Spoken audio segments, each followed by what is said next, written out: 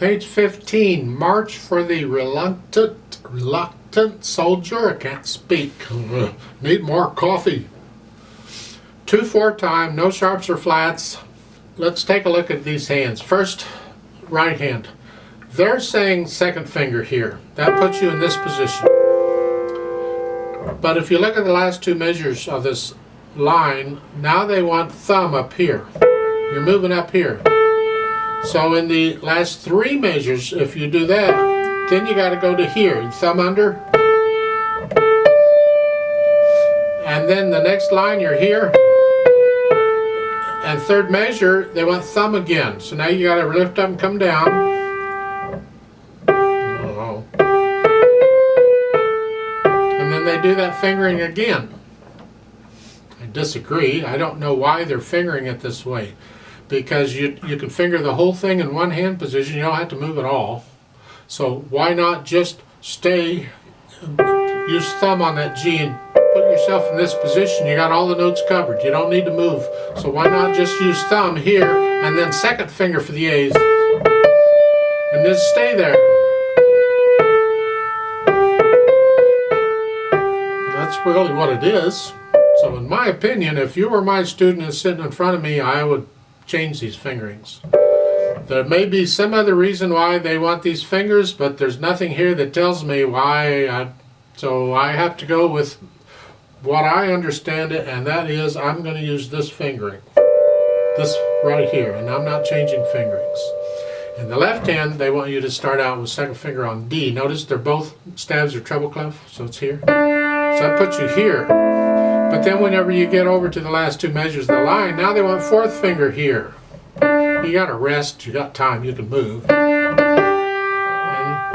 the second line, third finger, or third measure, excuse me, they want fourth finger again. And then the next line, they want second finger again. You can scrunch up and do it. But why? You can cover all these notes in one hand position, so why move around? I don't like moving my hands around if I don't have to. If I can cover all of these in this position, that's the position I'm going to use for the left hand. So I'm going to do fourth to start, and then in the second line, I'm going to use fifth finger on the C, because I can do them all here. So that puts the two hands in this position where you're sharing G. That's fine. I mean, we have a middle C position. They share middle C. If you can share middle C, you can share middle G, or G. It's not middle G, it's G. So that's what I'm recommending. Use this position and leave your hands where they are.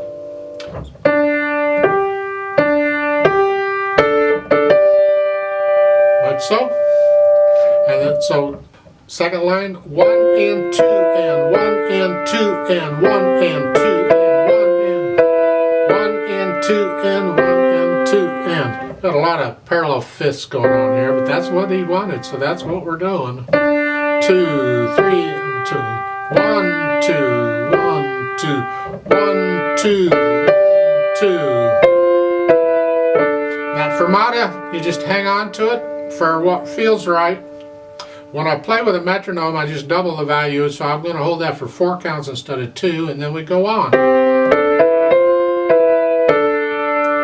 And you end on that. My opinion, it ends here intentionally. And he has to have an empty measure at the end, because we have form in music where certain forms, and when you establish the form, everything has to work out.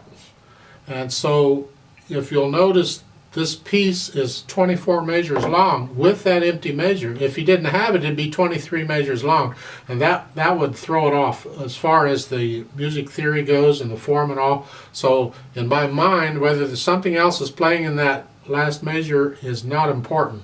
That measure has to be there for the musical form to be correct and complete.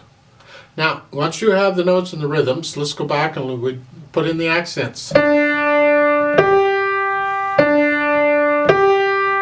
And then connected as best you can. And then staccatos. And then legatos.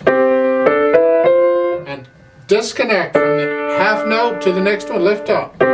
So that phrase starts fresh. And then we get the accents again, softly. Well, I'll come back to that. And then the last line, these are tenutos. Hang on to these as long as you can. Linger on them. You can't slow it down really, but linger on them. And then you hang, and then go on, lift up before. Like so. And we need to add the dynamics because that really adds a lot to it. It always does. So loud at the beginning with accents. And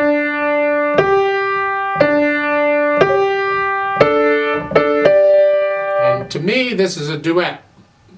So both hands are equally important. You don't bring out one hand over the other, you bring them both out.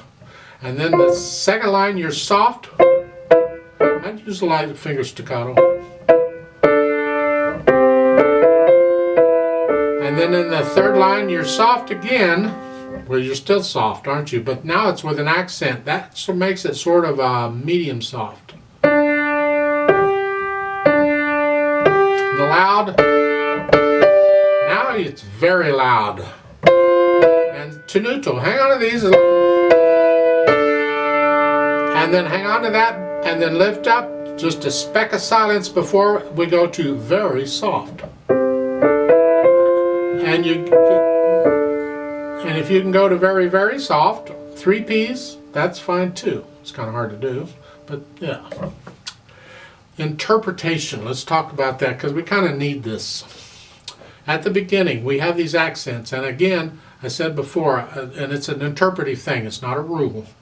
It's an interpretive thing that when you have succeeding notes like this that are accented, you can separate the accents, separate the notes. So it's here. That helps to bring out the accent in theory. And so, yeah, I'd separate these. And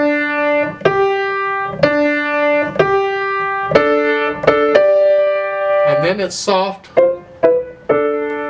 Now on this, I'd get a little louder as I go up. Not much.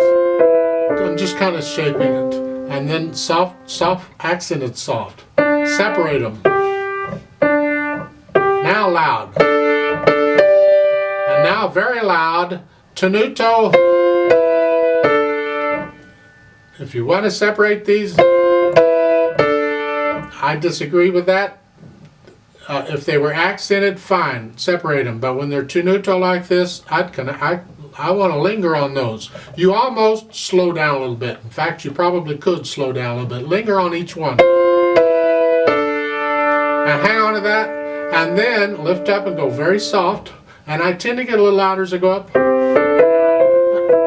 So, I actually get softer and then come up. I start to get loud and I come back down.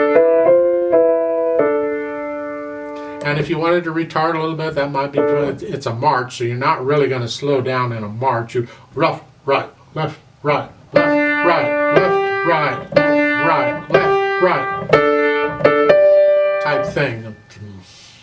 That's my impression of this piece. Other people will have other impressions, and that's fine.